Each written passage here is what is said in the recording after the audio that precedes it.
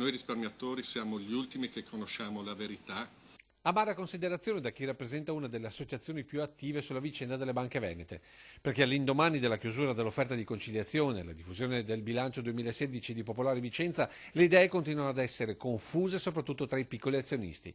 C'è chi ora si chiama pentito per aver sottoscritto l'accordo per 9 euro di ristoro ad azione, chi invece per non aver firmato, convinto che ora perderà tutto nel profondo rosso dei quasi 2 miliardi di euro. Certo è che certamente Vicenza, ma probabilmente anche Montebelluna, sono al di sotto dei limiti di affidabilità chiesti dalla Banca Centrale Europea, motivo per il quale Bruxelles potrebbe bloccare l'aiuto di Stato già chiesto dalle due dirigenze. E a quel punto, per evitare il fallimento, si andrebbe a pescare tra gli investitori che attualmente hanno in mano un totale di oltre 13 miliardi di obbligazioni subordinate, quasi tutte frutto del risparmio di piccoli risparmiatori. È il famigerato bail-in che però sia il Ministero dell'Economia che la Banca Centrale Europea, almeno a parole, vogliono evitare a tutti i costi. Certo, l'aiuto di Stato prevede anche la conversione di alcune obbligazioni subordinate in azioni nella ricapitalizzazione, ma in questo caso si tratta di fondi di investimento, quindi la strada migliore per tentare di salvare Capra, ovvero la banca, e Cavoli, ovvero i risparmiatori.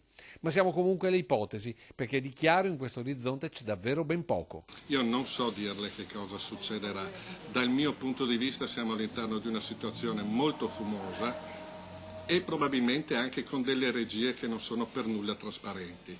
Io credo che se queste banche si trovano in una situazione disperata o si trovassero in una situazione disperata, buona parte della responsabilità è da attribuire alle attuali gestioni e quindi dovrebbero spiegarci perché in un anno sono rimaste inerti di fronte a problemi molto seri e perché in un anno hanno fatto di tutto per perdere la clientela.